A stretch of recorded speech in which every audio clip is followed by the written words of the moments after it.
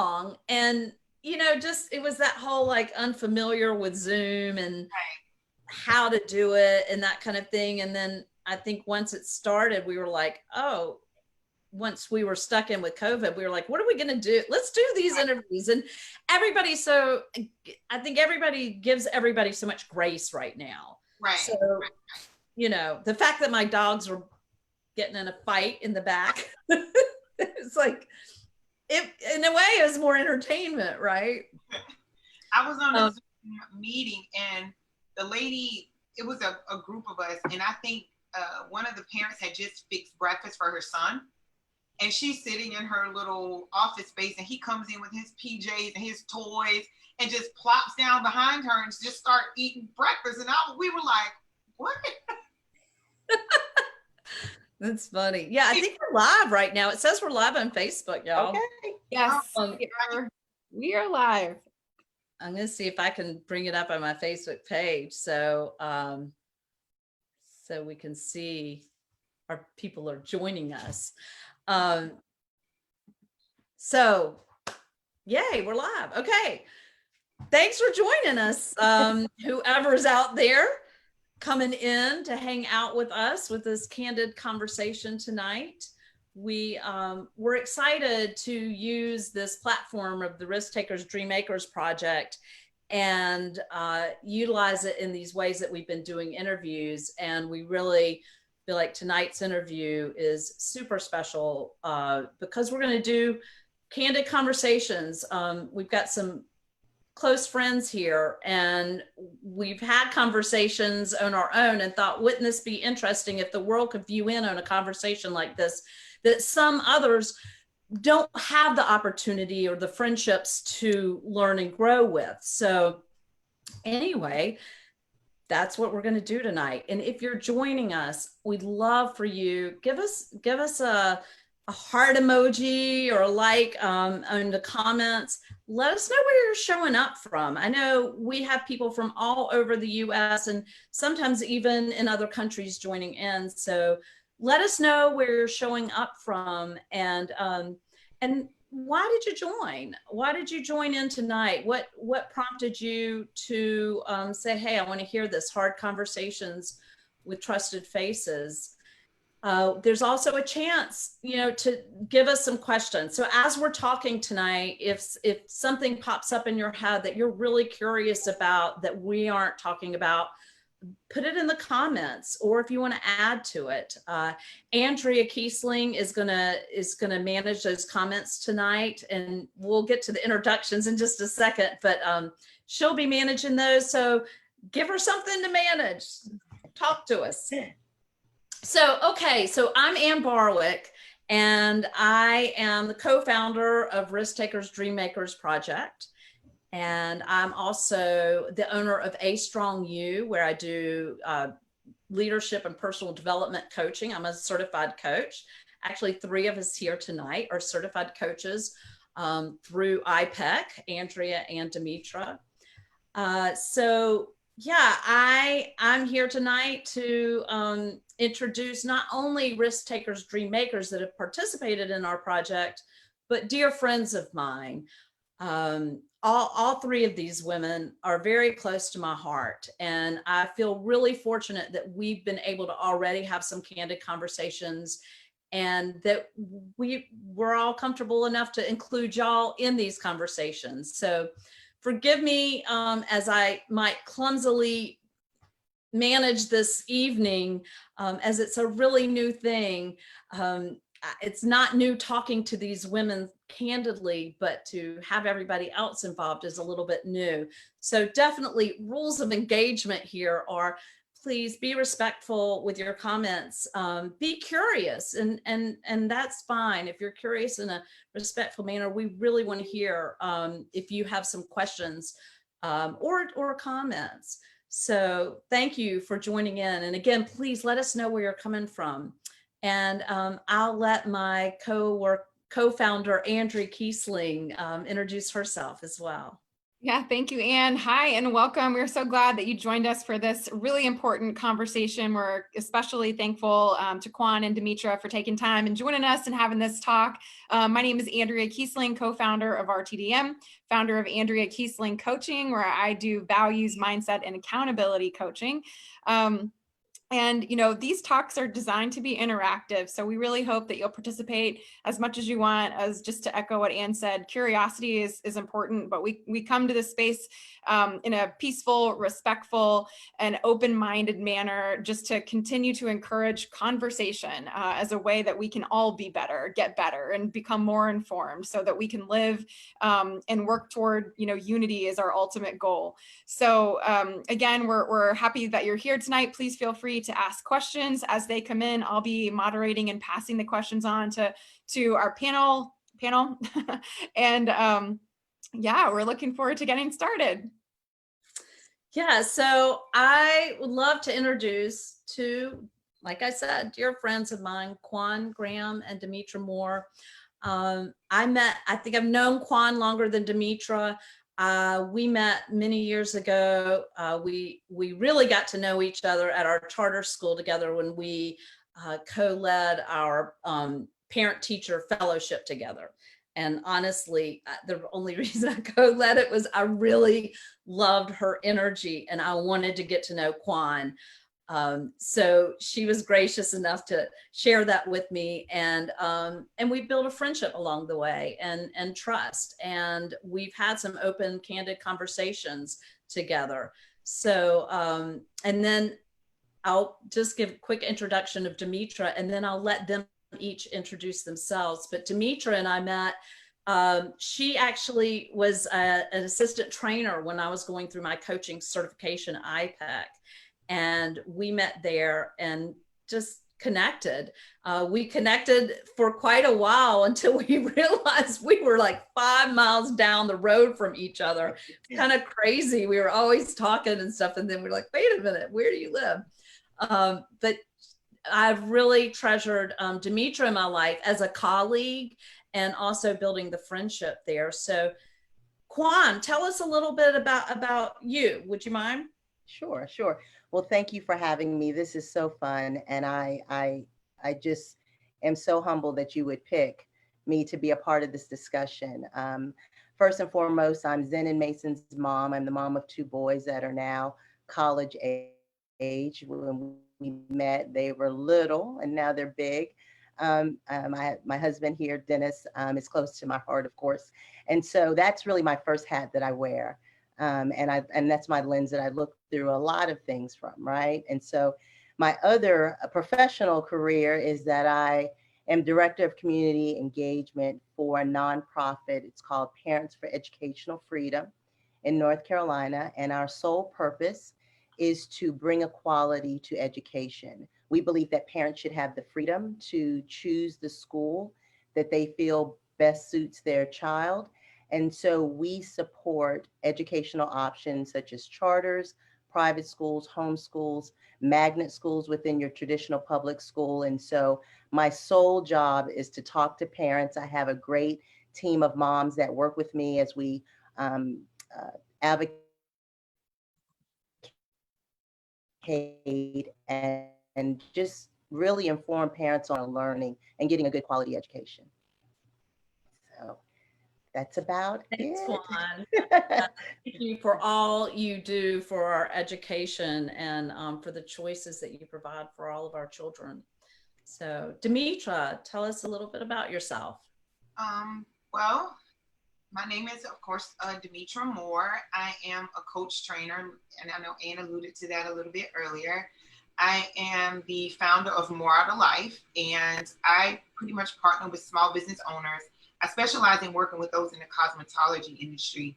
And what I do is I work with them in regards to increasing their sales, client, and team relationships, and pretty much just overall managing the soft skills and the business side of what they do on a day-to-day basis. So that's me professionally.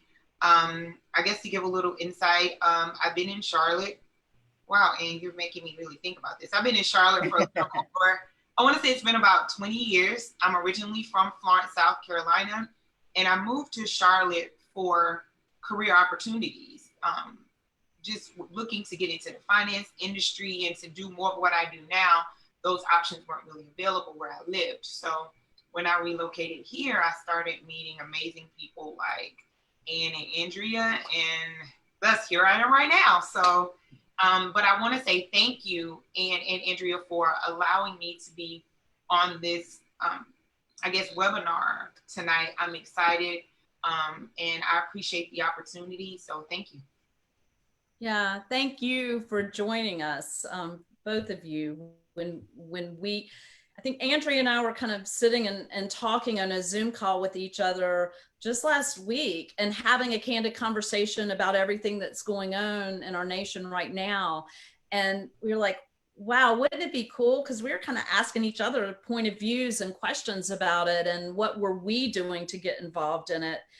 And we thought, how cool would it be to kind of just have this candid conversation live with others?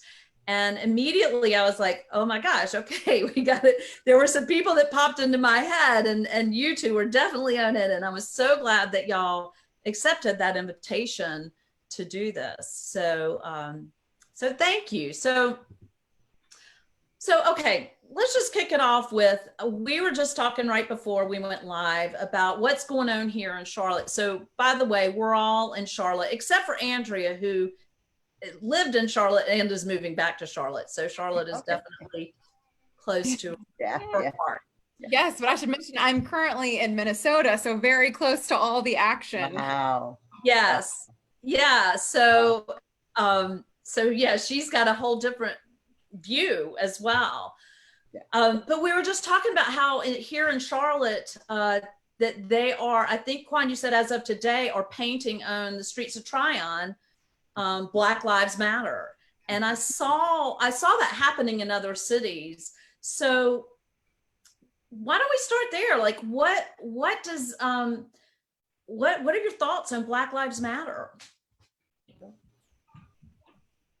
Demetra, you want to go? Jump in however you like. Yeah, I mean, I think that, you know, there's always a movement or the start or nucleus of a movement, right? There's always a group that brings attention to something that is really important. And so when you look at Black Lives Matter, the origin of Black Lives Matter was to bring attention to the humanity of the African American race, right?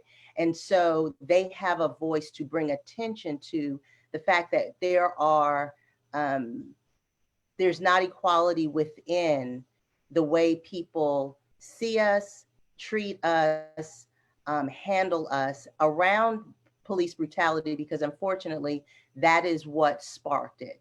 And so I think that their importance to just being active and advocating for us is very important. And I think that bringing notice and having their name on a street in Washington and here now in Charlotte just lets people know that while we know that humanity, life is important, at this point where we are in this fight, in this struggle, we have to bring importance that there is equality with Black lives. And that's where I believe the nature of Black Lives Matter comes. But every movement forward has had a nucleus. And I see Black Lives Matter as that nucleus. Right. Thank you. Demetra, what are your thoughts on that? Well, I agree with everything Kwan shared. And, you know, when I think about Black Lives Matter, it's not anything new. And this has been going on all of my life. So it may be new to others because it's been where you didn't have to deal with it. It wasn't knocking at your door. But now that everybody is pretty much having to deal with it in some capacity, I'm excited about what's happening and the conversations and things that are evolving out of this movement. Because my hope is that one day we can, when we have this next conversation and we're older, this is behind us and we've much past this, and we can actually feel that sense of equality that Kwan talked about. Because right now, it comes from a place of fighting against social inequality, social injustice, and just fighting for basic human rights to be treated equally. And I think just the awareness that people are having right now, and those who are wanting to have the candid conversations, it makes me excited. Yes. Yeah. Yeah, I agree. I think just it's stirring up us talking, and people we should have been talking about it all along, and it seems like there's events that happen, and it gets people talking, and then it kind of slows down, and then we pick it back up. And you know, with George Floyd and his death, and all the preceding deaths before, um they're certainly not in vain, right? I mean, it's awful. I know we all said we watched the funerals, and I know I said I wouldn't bring up his name too much, because I, like, in the sense that I don't want y'all to cry. We don't want to cry, right? We don't want to cry. Yeah, Right, I mean, right. his name, we should bring it up all the time. But I know your hearts are tender from watching, and I watched the live feed of his funeral today as well. But I do think that brings about the kind of the awareness of the stereotypes that we have going on. So, like, I'm curious from both of y'all, what stereotypes have affected your life? Sure. I think that there are a lot of stereotypes, and I think that there are different stereotypes between women and stereotypes for men. I think we as women, we handle in the workplace or in our communities different types of stereotypes. I think that the awareness that this crisis now brings is that the stereotypes have now led to and continue to lead to our men being harmed, or our women being harmed. And so there's a crossover when, hey, you don't like me, I don't like you. We can still coexist. We have differences, right? But now these stereotypes and these perceptions of people in the African American community is now continuing to bleed over into us getting hurt or us being killed or mothers being sad and communities being divided. And so when you look at a stereotype, I would say for an African American woman would be, if I show leadership, if I'm upset, if I want to get my point across, I'm perceived as an angry Black woman. I can be talking in a regular tone. I don't have to be, twirling my neck and putting my finger in anybody's face, but just my tone. I have friends that on jobs, I was just talking to a good girlfriend of mine about this. In her review, there's a leadership principle in the company that says we want you to give feedback and we want you to ask questions. But in her review, they said they didn't like the tone in which she did that. Now, you're asking for the leadership. So that stereotype of her being assertive has now come back to help, and that could hinder her in money and things like that. For men, I think that it's very, very dangerous you look at Zen and Mason, and if the stereotype is that they are aggressive, they are a threat, they are going to cause someone else harm just by the mere presence of them, could get them killed.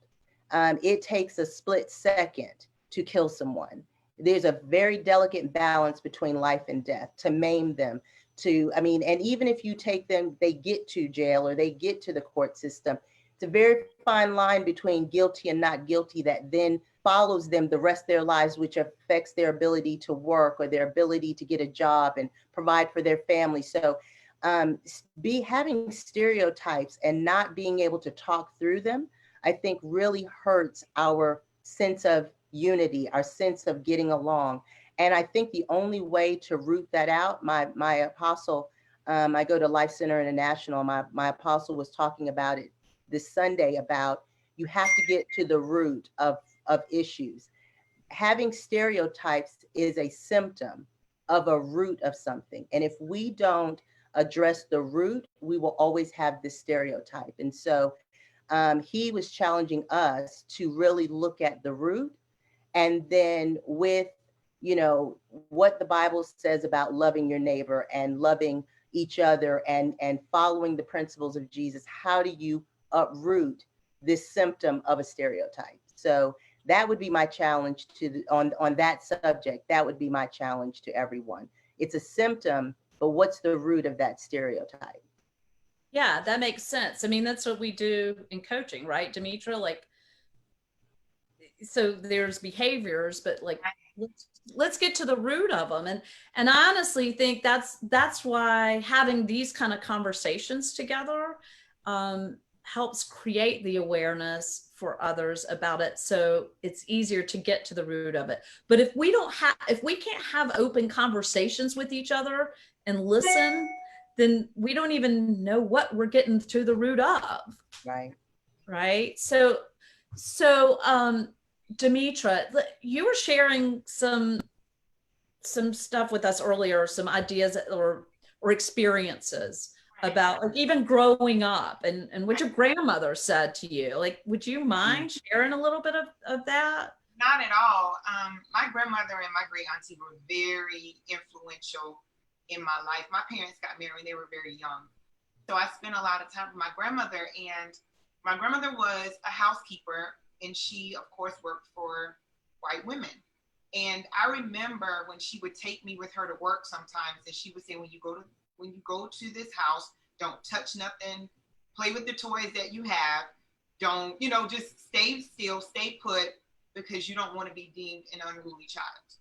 And I'm thinking, okay, I'm a kid, but I do exactly what she says, because I've always been taught that when you go out, especially in front of, my grandmother would say, when you go out in front of white people, put your best foot forward. You want to be the smartest in the group. You have to work 2 times as hard to get the things you want in your life, because the ladder isn't equal. And as I grew up, I began to see that when it came to even applying for certain jobs and certain roles. I could have, and I'm just saying, 3 degrees, and this person, maybe their father was friends with the owner or the manager, and they get the job and they don't have nearly as much experience. And just thinking about those things, even when my mother would take me to the store, we would have the talk, don't put your hands on anything. You don't want anybody to think you stole something. Make sure you keep your hands in your pocket. You walk behind me. You stay close to me. Those types of conversations. And when we would go out among other people, she would say these things. You stay close to me. I need to see you. I need to make sure nothing's happening to you, and things like that. And the fear that people are feeling right now, we felt that all our lives. So then it became normal not to feel the fear, and you just live in it. And I mean, just like I think about other stereotypes, like Kwan can probably attest to it. We have natural hair. That was a life-changing decision for me, to grow my hair out and wear curly hair. I was afraid different things would happen to me professionally in regards to my business, how clients would perceive me. Are you going to think I'm aggressive because I have locks in my hair now?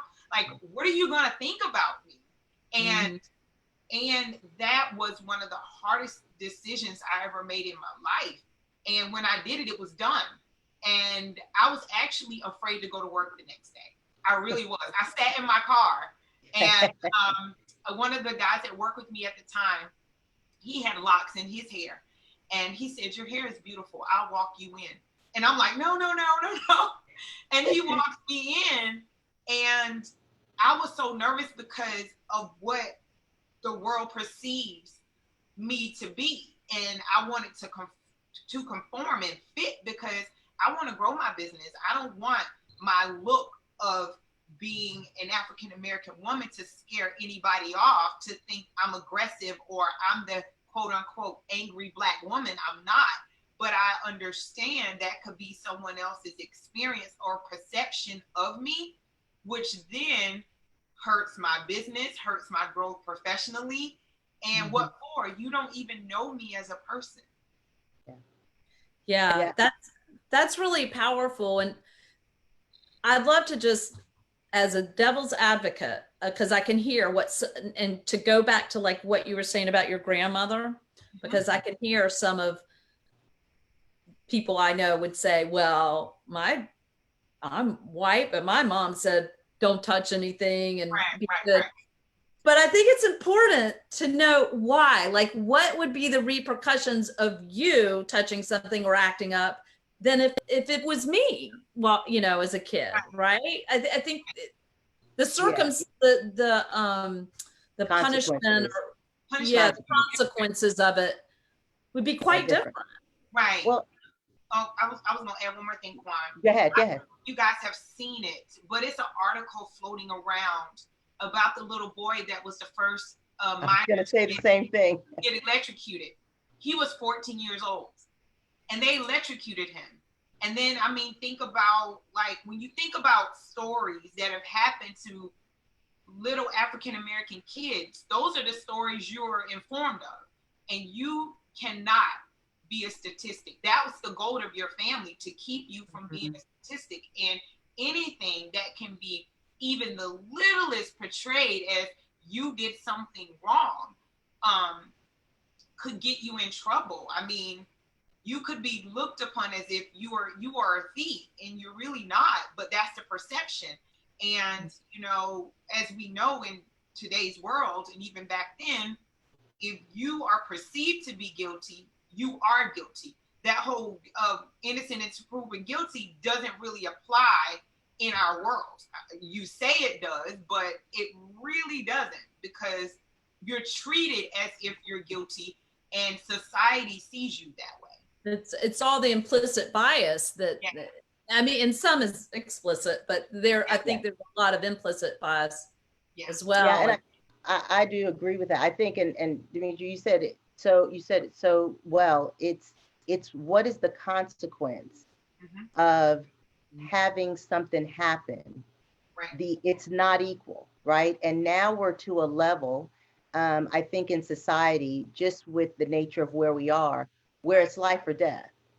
And life and death is physical, but then it's also a way of life. If you look at the economics of where African American families are, or where in education, if you look at what your zip code is and your trajectory of being on a third grade level when you are in third grade, and if you're not, what that trajectory means. Like, every stereotype and everything that, I have told my sons, I was strategic when I was looking at school choice options. I was strategic in where I placed them, or what extracurricular activities I put them in, or what groups or friends they hung around, because one decision, one perception, one person that has a stereotype that means you harm will change your whole life. George Floyd never thought getting out of that car that was going to be his last day on earth. Aubrey never thought that jogging down a street was going to be his last time. Trayvon never thought that would be his last bag of Skittles. I mean, Breonna Taylor came home from work. She came home from work, took off her clothes, went to bed. She never thought she was never going to wake up. But it is the biases, it is the stereotypes, it is the fear of the unknown.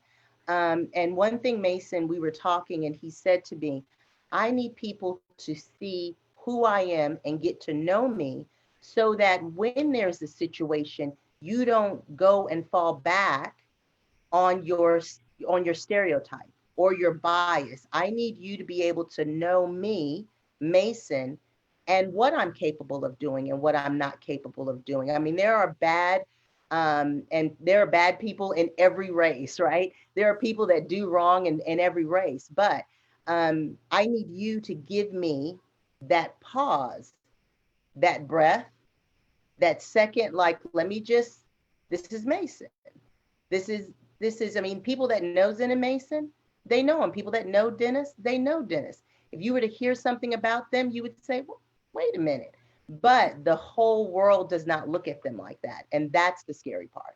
That's the scary part. Right. Yeah. And I'm say one more thing. Yeah. You mentioned your sons, and I don't have any kids, but my nephews live here. 2 of them live here, and I have 6 total. So when I think about this, I think about them all the time, what could happen to them. And when I go play with my nephews here, we play with his toy guns and Nerf guns, whatever the toys are called. We play that in the house because he can't go outside. when you think about Tamir Rice, he was playing with his play gun in the park, and he was killed for that. Yeah. So when we're playing, we may be running around in the house, you know, playing and hiding, because when I think about that, he can't go outside to the park. They can't, because of the perception, and that perception has cost Tamir Rice his life.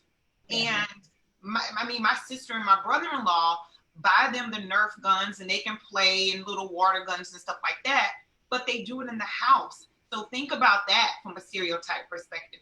They can't play that outside. Yeah. Or it's the fear, right? You know, as you said, you don't know what could happen or what that other person could be thinking. So to avoid all of that, just stay in the house. Right. Yeah, that's powerful. I appreciate y'all sharing those experiences. And I know one experience that really stuck with me that I read recently, and you know, there's so much out there to read right now, so many articles, but and I don't remember where it was from, but it was a woman who was driving, an African-American woman and her son, and she said she dropped her license and it fell between the seats, and her son said, "Pull over right now, Mom." And she was like, "We can get it when I get to wherever we're going." And he was like, "You need to pull over right now, Mom, because if you were to get pulled over for some reason before we get to where we're going, if you reach him there to get that license, they'll think you're getting a gun." I thought, wow, that's her son, right? Right. Being. And so my question is, how many people have had that? How many people have had that conversation? Like, I've had that conversation. Demetra, you've had that conversation with your nephews, right? How many people, my challenge is, how many people have had that exact conversation? I was looking at an article, you talk about articles where there's a young man and he was going over all the things, going back to your grandmother, Demetra, that his mom told him as he started driving, all of the things, make sure you have your license and registration, in view, make sure you keep your hands on the steering wheel if you stop, make sure that when you're in a store, you get in and you get out, don't be just hanging out and walking around, all of these things. And I told another friend of mine, I said, when I counted the number of things that I nodded my head that I had told Zen and Mason, or even Dennis, or my nephew Grant, right? My nephew Grant, that's my first baby, right? When I nodded, it was at least 85 to 90% of what he said I had repeated verbatim. Right. Verbatim. And so this is another young man that I don't know his mama. I don't know him. I don't know, but just the culture of having to do that is to what you're saying. I mean, my mother told me too, you better get in this store. You better act like you have some sense. Right. And you better stay close to me.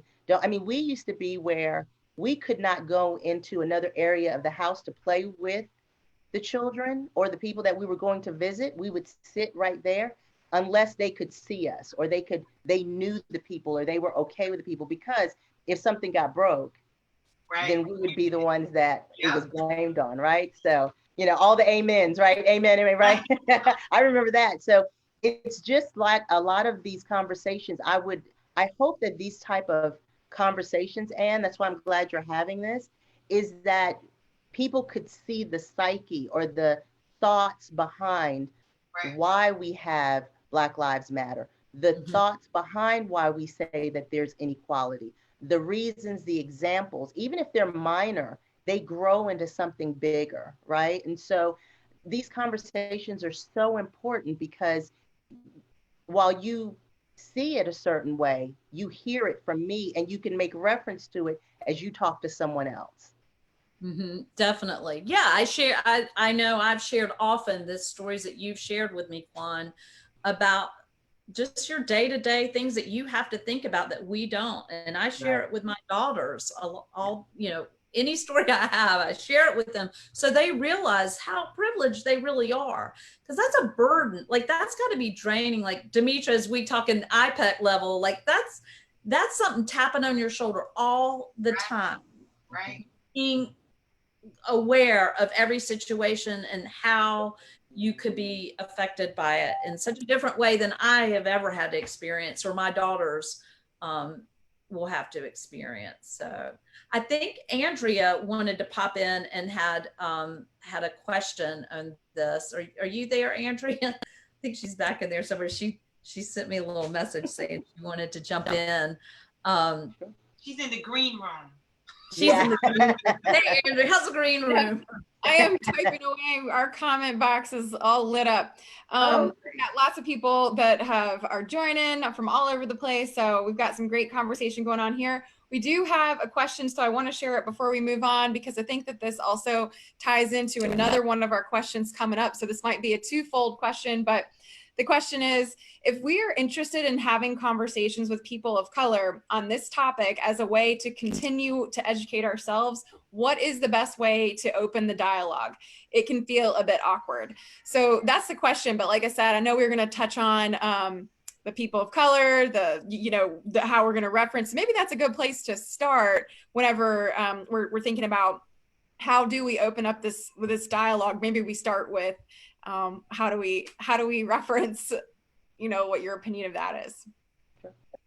Yeah. You can go ahead, Kwan. Okay.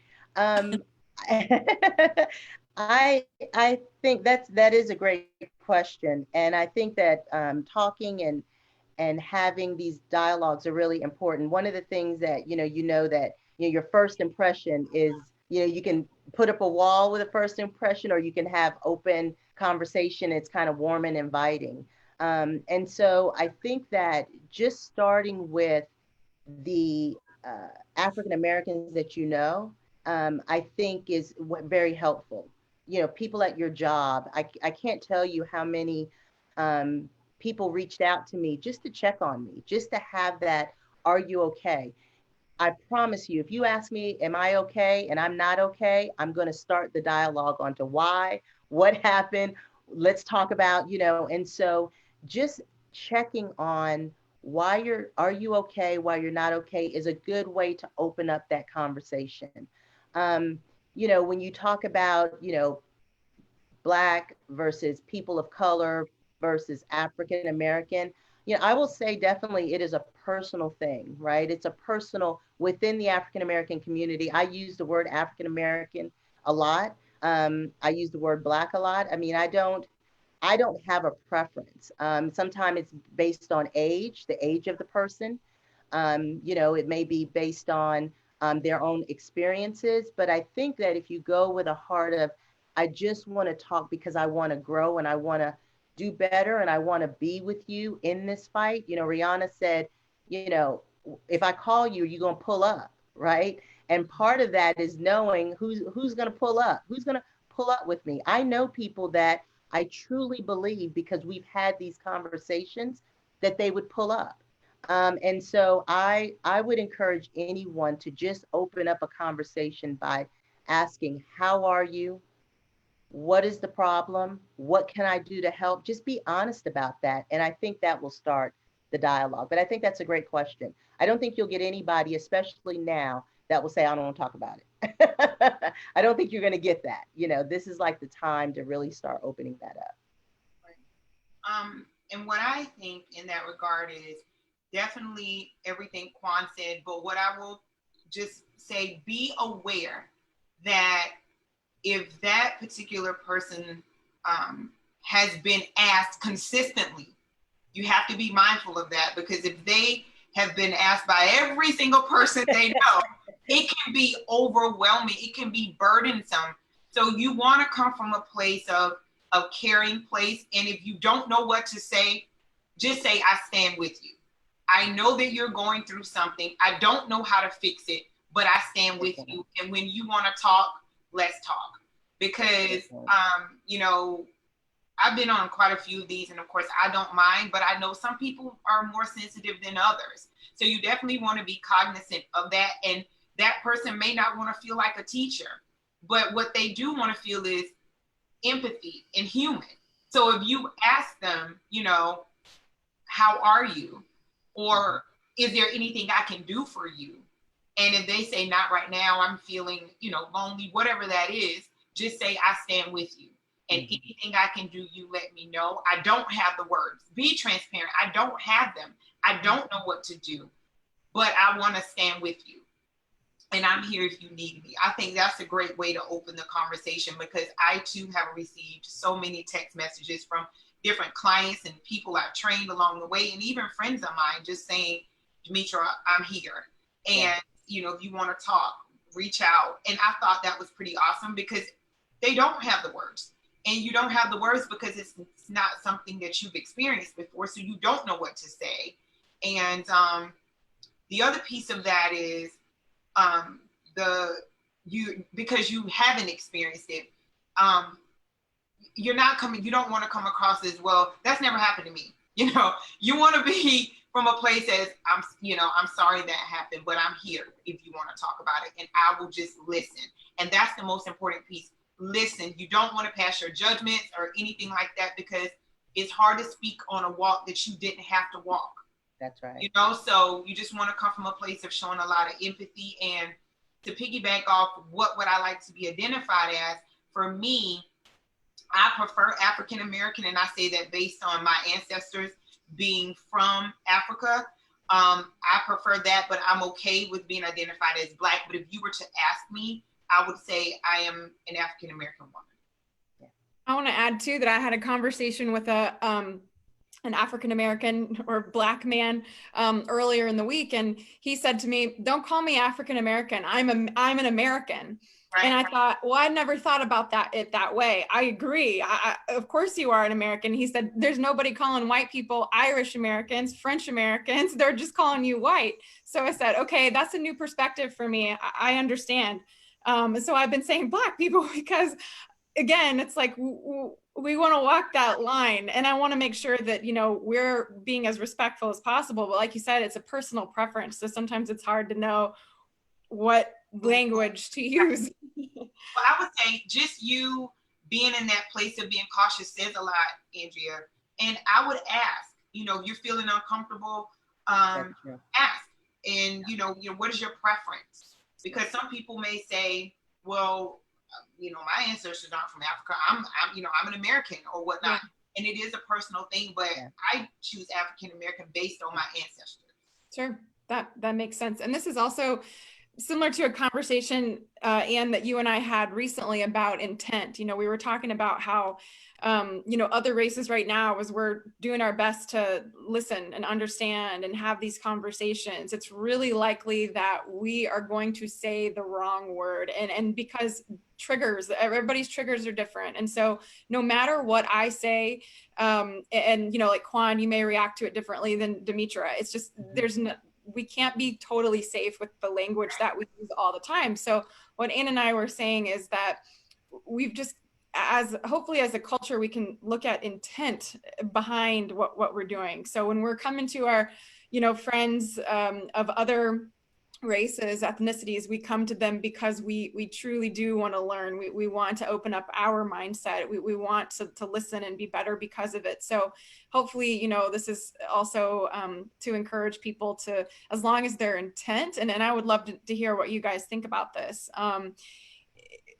Looking more at the intention, the motive behind our actions and our conversations rather than the words, because that keeps us, it's almost paralyzing to us because we're afraid of how we could trigger someone, or any kind of negative connotation, anything we could bring up that could be touchy, and then we are automatically put in another category that we didn't mean to be put in, you know. So it's like it's a sticky situation in a lot of ways. But I think when we're looking at intention, how do y'all feel about that? I think that's the way to come from that perspective. And I think too, even just putting it out there, Andrea, please forgive me if I say something incorrect. That is not my intent. I'm here to help you, be your friend, stand with you, whatever that is. But put that out there first. And, you know, I don't have the right words.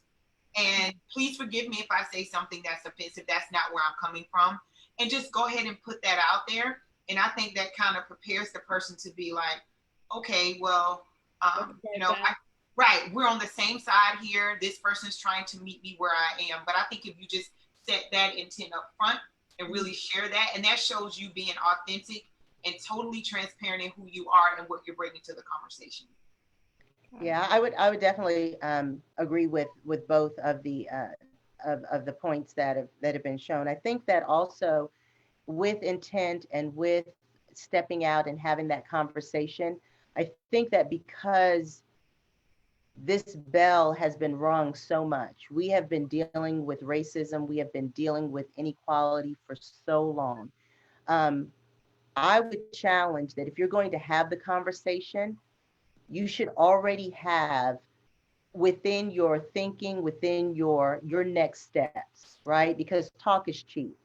And I know people like me, and I know people love my sons, and I know people love Dennis. We've been in the community a long time, right? But because we have been hitting this wall, people have been dying, people have been hurt and injured, families have been broken. I now want to challenge my friends to, okay, now what's next? We're hearing this now. Okay, what's next, right? So if I come to you and say, there's an issue with inequality in education, and there's a vote at the city council, or there's a vote on this policy. When I say pull up, I expect us to have the conversation in the car on the way down there, but I need you to stand with me to say, we need this equal. If there's a situation in a school with a teacher or with a policy or an administrator, I need to be able to rally the troops. I don't need to just be able to call Demetra and say, we got a problem. You know, Right. me calling Rasanda, we got a problem. You know, me calling my sister, my friend Leah, we got a problem. And then it's just us representing this problem. Because if you care about me and you care about Zen and you care about Mason, you will then fight for them as if they are your sons. And that is what I think has been getting me. You know, it's just, if you care about my sons and you love them like I love them, then you're going to fight for, because you're a mom, I'm a mom, you're an aunt, you know, you're going to fight for them and everything be equal. Once it's equal, then it's their responsibility to push forward. But they can't even push forward if it's not equal, right? And I speak around education, but it's in every realm, you know, it's in every realm. So I just think having that next step with intent, you come to the conversation, you want to understand it, but be ready for a challenge to say, oh, you with me? Okay, let's go over here. And you're ready to go. Now, wait. I didn't mean I wanted to go now. You know, that's when the distrust comes, right? You want to have a real open conversation and be ready to say, I stand with you. Because standing doesn't mean standing. Standing means you're moving forward in this movement with. That's what standing with me means. So. Yeah. Yeah, That's and before we wrap this conversation, because Anne, I know we want to move on to the next, but there was one more question here that says, is the reference people of color offensive or something you recommend we stay away from? So I guess the question is that, and also, is there something that we definitely need to stay away from, just so we get a clear answer on this for some of the folks in our discussion board. I mean, I think that it's a preference. I think, you know, like Demetra said, it's a preference, but I think it's the intent behind when you call me, right? It's just like a woman. I mean, there's words that you can use when you're referencing a woman that are, your intent means to hurt me. Your intent means to disrespect me. Your intent means that, you know, you are causing me harm verbally, right? And so I think that's along the same lines of that. Um, I am a person of color. My skin is colored, right? And so if you come to me and I don't like it, like Demetra says, like, let's use African American, please, right? And we move on to the conversation because that's a preference. But anything, even if you say African American and your intent is harmful, then that in itself negates itself. You know, it's like patronizing someone, right? So I I I understand that people get hung up on the terms, but it's the intent behind the terms that are more harmful than the actual term. That's just Kwan speaking. You know, like Demetra, I have my preference. And if you know that preference, let's lead with that. You know, we'll get that out the way. But it's the intent behind whatever you call me that can be, you know, Yeah, harmful. that makes sense. I mean, am I coming at this from a heartfelt place or, yeah. And I know those terms can matter. And like, even I remember Kwan, when we went to Brene Brown together. Kwan and I have gone TED Talks, Brene Brown. We love doing that. I always drag her along with me, but she said one of the things that I know impressed us both, and I decided after hearing her, I'd never say the B word, right? I was just never going to call a female that word, because it's obvious the intent behind that word, just like the N word for me. Just not a word that should be spoken in our household. We bleep it out when we sing songs if either of those words are in there. So, but that's because of, also that's different coming from a white woman. Right. When I mean, and there's been to the N word, there's been a lot of, debates back and forth between it's used in the African American community, and why can't it be used in other communities or other races? And it's all behind the intent, right? And it's all behind what that word means when it comes out of that person's mouth, and what damage that word has in our history that then reminds that person it's a trigger, right? Yeah. And so if it's said and it's a trigger, then you're going to have a problem, right? And so there's a whole bunch of debate around it, but at the end of the day, it is the intent from our history that word has meant and symbolized. That's why it's not said today in that way. It triggers. It's a trigger. And I know for me, I don't use it. Like, I don't. Yeah. I don't rap songs. I don't use it. For me, regardless to who it's coming from, it doesn't matter your color, whatever. If it's coming from someone, and maybe it's just my perception and my experiences, it feels like the intent is from a negative place. Right. So I wouldn't call anybody that, because I don't want them to call me that. Right. So I just don't use it. I don't ever want to misconstrue it. Somebody may be okay with it, as you mentioned, the younger, youth generation, what, rap or whatever it is they're listening to. Right. I don't use it because you never know what somebody else's experiences are. So to avoid it, I just don't use it. And I don't want them to use it with me. So for me, it's no gray area. It's just, I don't use it. Yeah. And I think it's more prevalent in the younger community with the rap and things like that, and their perceptions of what it means. And it could be, they're, a couple of generations removed from its true intent. And it really is upon us, to your point, Demetra, to teach them the root of that word and what that word means. And that, that's something that we need to do more of. I agree with that. Yeah. I am amazed with 2 teenage daughters who love rap, how much that word is used in the songs. And they know that's just not a word that should ever come out of their mouth, even when they're singing that song. It's not their place to sing that word. And they kind of make fun now of how many times they have to bleep out their singing because it's so prevalent. But it's interesting to hear your point of view on that. So, okay. So speaking of like terms, so the big, another term that's going around right now so much is the white privilege term. So I've heard varying points of view of that. I know how I hear it in defined as more of like, I have grown up not as economic privilege necessarily, although because of white privilege, there is economic privilege, but it doesn't mean I'm better than you. It's just the nuances of the different privileges that I have. Just like my daughters, I don't, you were talking about driver's license and stuff like that. And my daughter's 16. I've never even talked to her about where to keep her driver's license, or I don't even think I've told her about registration in the glove compartment or anything like that. Right. Right. I've never told her how to behave when a police officer pulls her over. Right. And that's a privilege that I have, to not have to educate her on that. But I have heard different points of view on that. So what are y'all points of view on just that term? Go, Kwan. You let me go? Okay. Yeah, we like back and forth. Serena, right?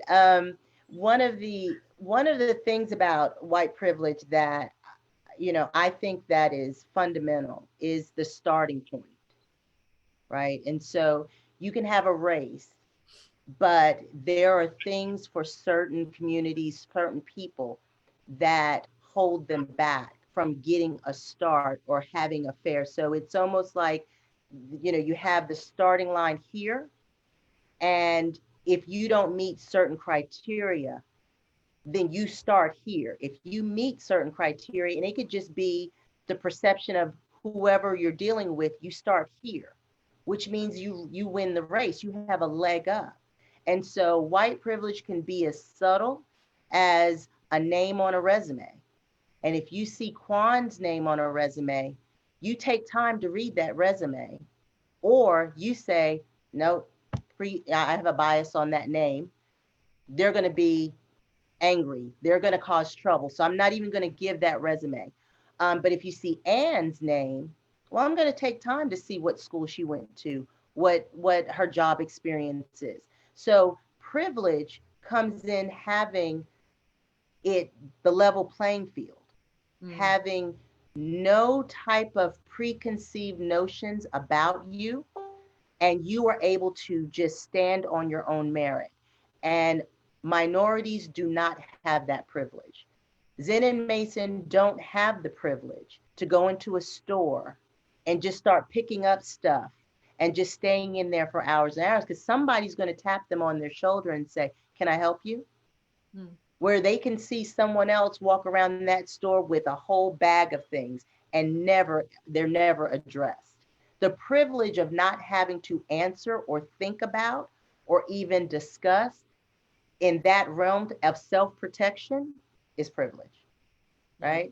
And so I shared with you earlier the whole registration thing with Zen, and seeing that it was expired over a couple of days and me scrambling to get it, because he doesn't have the privilege to have the chance to get stopped and nothing happened to him. He doesn't have the privilege I don't have the privilege as a mom to not have everything in order when he drives down the road. Where I talked with a coworker today, and he was very honest and said, I wouldn't have given that a second thought. I'd have got to it. But he has the privilege of doing that because he can not worry about harm coming to him if something happened and he had to prove, oh yeah, you're right, I'm over. So I think privilege is the starting point is different, just because of who we are, not because of anything else, or it's already stacked against us. If you have education not equal, job opportunities not being equal, pay not being equal. If my pay is not the same of someone that is doing the same job, then I'm not able to afford the house that I want to afford in the zip code that I want to raise my family in. I have to go over here because my pay, I wasn't privileged to get the higher grade in a range. I got the lower grade. It's same range, but the privilege, same resume was up here. So that's the way I see privilege and white privilege. Yeah, I think it's interesting, the analogy you said, like if somebody's running a race, right? And if I'm running a race against you or Demetra and I'm here, honestly, I feel like if you come up even in that race with me, I feel like you get the blue ribbon, because what it took you to get where I am had to be so much harder. Right? So to that end is how much further could I have gone if I didn't have to make up the difference? Exactly. Right? So the fact that I had to even make up the difference to beat you, that period of time, I could have been sleeping, or you know what I mean? I could have been starting another business, or something like that, I know. Right. We got that. So Right. So, Yeah. it's that privilege of not having to make the extra effort or show the extra, Yeah. that I think. Yeah. Yeah. So Demetra, what are your thoughts on that white privilege? Everything Kwan said, and I think simply put, white privilege is having the benefit of the doubt. I couldn't buy the benefit of the doubt if I wanted to. And I say that because when you think about things happening, I'm already, in most cases, presumed to be a guilty person, depending on what the situation is. And of course, the job situation, of course, is a big thing. But let me just say, I went to Stone Mountain some years ago to a conference. Very nice hotel, very, very nice. And I'm sitting in the lobby waiting for my friends. And these white people come in. And I'm waiting. Well, then I said, well, my friend is going to pull up in a second. I'm going to go stand by the door and wait. I'm dressed in regular clothes. This lady says, could you get my bag? She would have never said that to you. She would have never said that to Andrea. I don't get the benefit of the doubt that I'm not who she thinks I may be or could be, right? She just presumed this is a person of color, Black. I don't know what she thought, but she stood there. And I was so appalled, I didn't even have words at the moment, like, telling me to get your bag. And she just said, could you take my bag? And kept walking. Not even asking you. Right. Not even asking, like, do you work here? And I'm standing there, the bellman says, I got it.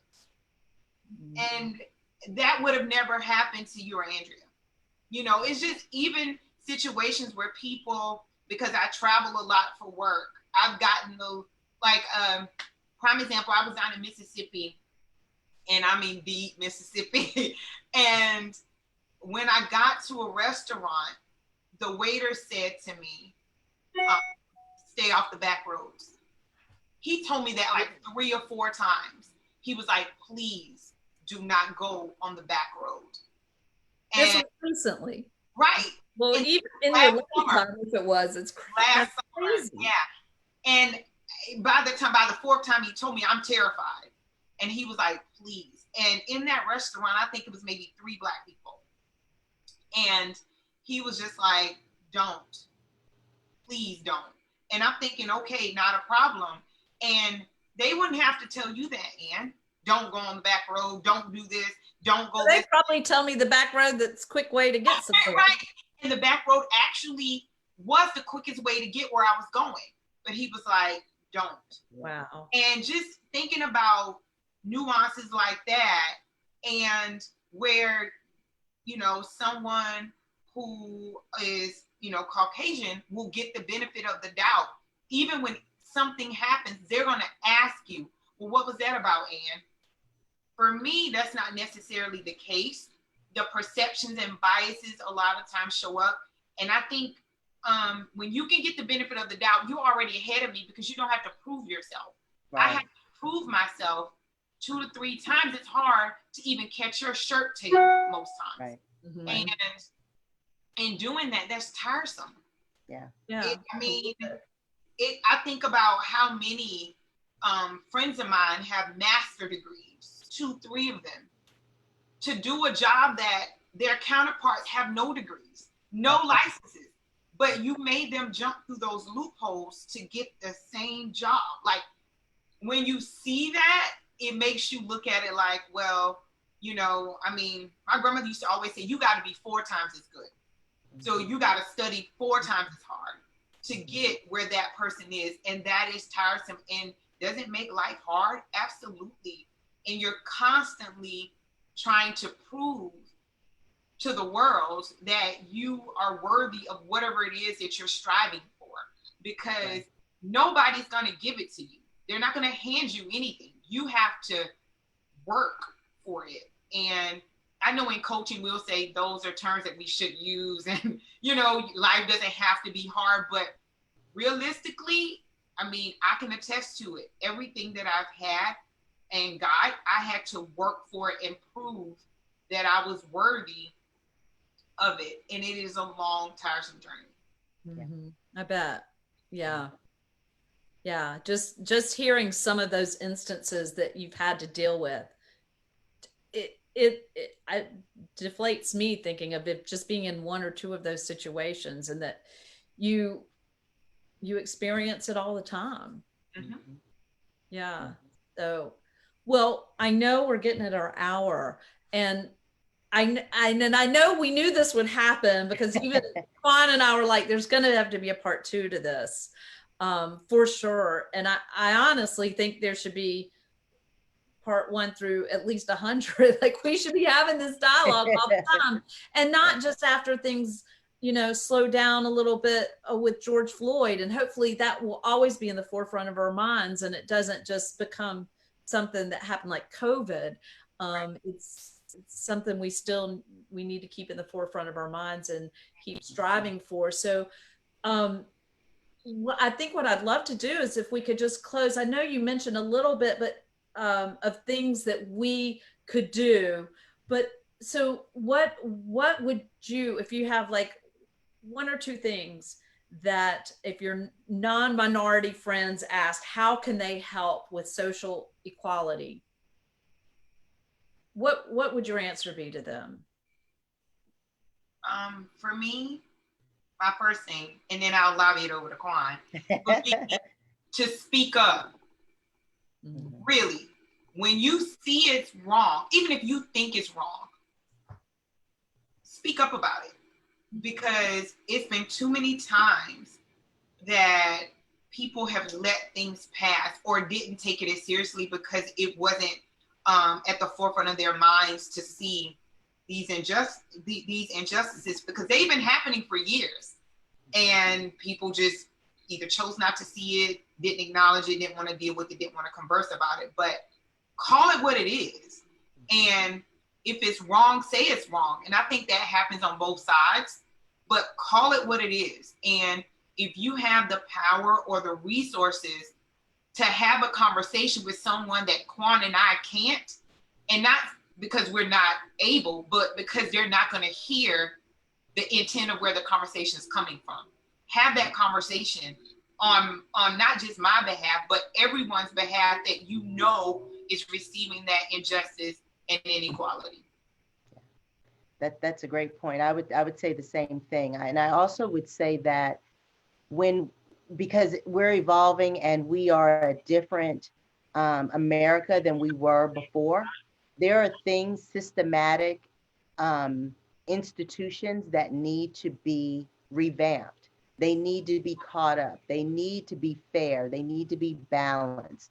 And so I would say to all of my friends or non-minority friends, if you are in a place to make a decision and make a change that makes it equal, be bold enough and be courageous enough to make that change.